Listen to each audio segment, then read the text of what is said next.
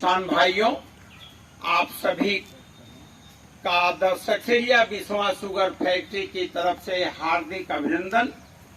आज हम लोग धामी सराय में मिस्टर सचिन कुमार के जोन में एकत्रित हुए हैं हाई पावर एनपीके प्रशिक्षण कार्यक्रम में, यानी जैविक माध्यम से जो हम एनपीके या डीएपी हम जो खाद रासायनिक खाद अपने खेत में डालते हैं मिट्टी में, जिससे हमारी मिट्टी का पीएच और ईसी बढ़ रहा है, उसको कम करने के लिए जैविक रूप से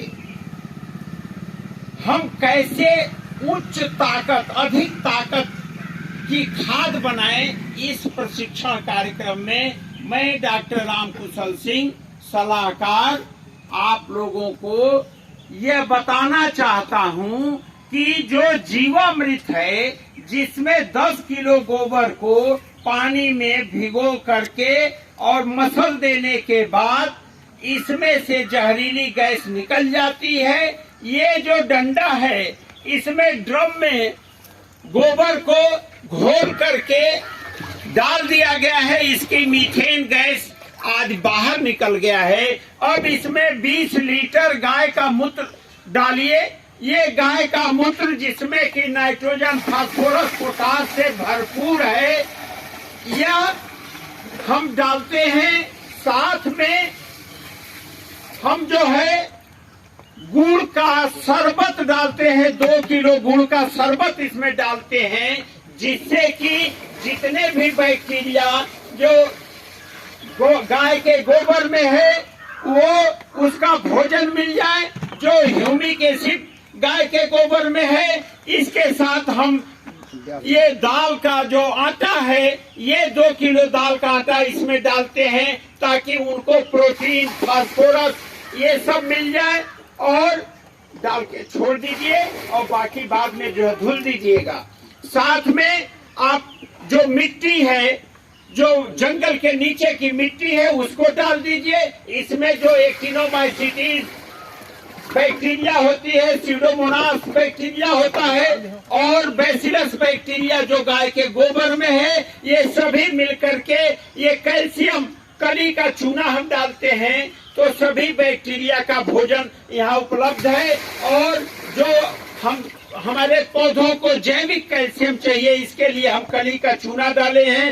राख में जो पोटास है, राख को भी इसमें हम डालते हैं, ताकि राख जब गाय के मूत्र और गोबर में जाएगा तो इससे पर्याप्त पोटास आ जाएगा। साथ में ये केले की पत्ती हम इसको डालते हैं, 2 किलो केला, क्योंकि हमारा उद्देश्य है कि उच्च शक्ति के साथ रोगों से लड़ने की क्षमता विकसित हो।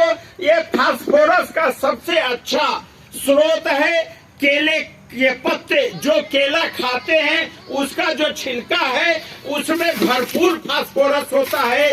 इसी तरह से जो छाछ है, मट्ठा है, उसमें भरपूर फास्फोरस होता है। इसको भी डालें। 2 किलो मट्ठा या छाछ आवश्यक है।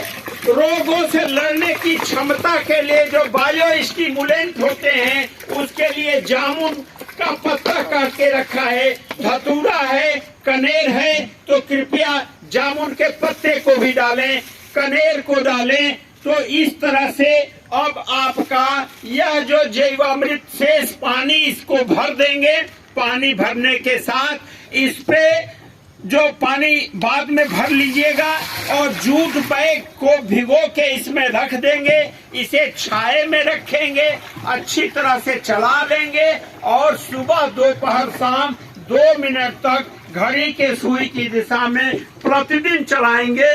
10 दिन में यह आपका उच्च ताकत, सबसे अधिक ताकत का खाद बनेगा। इसका नाम आप चाहे कुछ भी रख लें, लेकिन इसमें जितने पौधे को, किसी भी फसल को चाहिए, उससे ज्यादा नाइट्रोजन है, फास्फोरस है, पोटास है, सूक्ष्म तत्व है, ह्यूमिक एसिड है।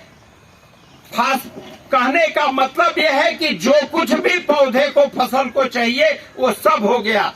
10 दिन, जब ये 7 दिन का हो जाए तो इसमें 1 लीटर ट्राइकोडर्मा भी डाल दीजिएगा, ताकि गोबर के अंदर उपस्थित जो सैक्रोमाइसीज की फंगस है, ट्राइकोडर्मा का जो फंगस है, वो किसी भी रोगों से लड़ने की क्षमता पैदा करेगा। 10 दिन के बाद इसे छान करके आप 1 litre bio stimulant, bio enhancer, इसका जो भी नाम रखिए, जैव उत्प्रेरक कहिए या जैविक खाद कहिए, इसे छान करके और आप स्प्रे कर सकते हैं 1 लीटर ये, और 15 से 20 लीटर पानी साथ में अगर सिंचाई करते हैं तो खेत में टोटी के साथ इसको निकाल दें तो 1 एकड़ खेत के लिए पर्याप्त है। किसान भाइयों, हम आपका ध्यान ये आकर्षित करना चाहते हैं कि दशक से यह विश्वा चीनी मिल के द्वारा जो हर क्षेत्र में जो प्रशिक्षण कार्यक्रम चलाया जा रहा है, ताकि आपके खेत में प्रति इकाई क्षेत्रफल में लागत कम किया जाए और आपको लाभ ज्यादा मिले, जिससे आपके आर्थिक विकास हो और उत्तर प्रदेश उत्तम प्रदेश बने। ये देखिए 4 फीट की दूरी में हम अंतः फसल के रूप में सबसे अच्छी अंतः फसल आलू लेते हैं। आप लहसुन जो आजकल बाजार में 200 रुपए किलो है, 4 लाइन लहसुन ले सकते हैं। आप मसूर की दाल लेंगे, क्योंकि दाल बोने से नाइट्रोजन फिक्सिंग बैक्टीरिया आएगी। तो इस तरह से 2 मीटर जो सीधी ट्रंच की लाइन है 9 इंच गहरे पर 1 आंख के टुकड़े को आप रख करके और 1 इंच से 2 इंच की ढकाई कर देंगे मिट्टी से, तो ये आपका गन्ने की बुआई के पहले आप चाहे जो बना है जैविक खाद उसको डाल दीजिए, स्प्रे कर दीजिए। मिट्टी का शोधन आप उसी खाद से करिए, और जो ये आपका बीज शोधन है ये आप चाहे फंजीसाइड से करिए, चाहे जीवामृत से करिए, चाहे ट्राइकोडर्मा से करिए। साथ में हमारे चीनी मिल के द्वारा जो को 15023 गन्ने की किस्म है, इसको आप बुआई करिए। हम लोगों का ध्यान 15023 पर इसलिए अच्छा है कि किसान को भरपूर उपज देगी, चीनी मिल को चीनी का परता देगी। साथ में जो अन्य वैरायटी है जिसमें सीओल के 14201 है, सीओ 0118 है, कोसा 08272 है। तो मेरे कहने का मतलब यह है कि शरदकालीन बुआई में जो लोग भी 118, 14201 या जल भराव या जहांगीराबाद क्षेत्र जल भराव का क्षेत्र है, तो इसमें सीओएल के 94-184 की बुआई करें।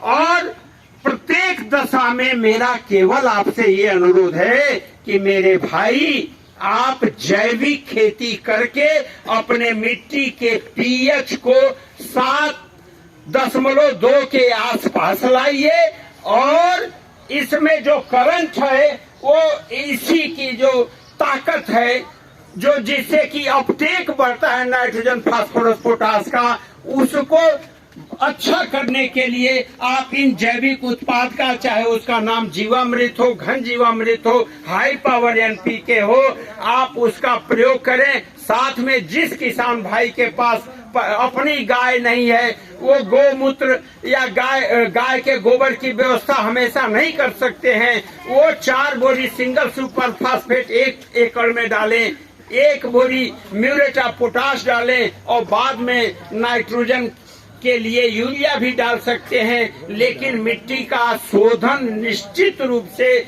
जीवामृत से करें, जिससे कि आपका खेत अच्छा हो, प्रदूषण मुक्त वातावरण हो। जय हिंद, जय भारत।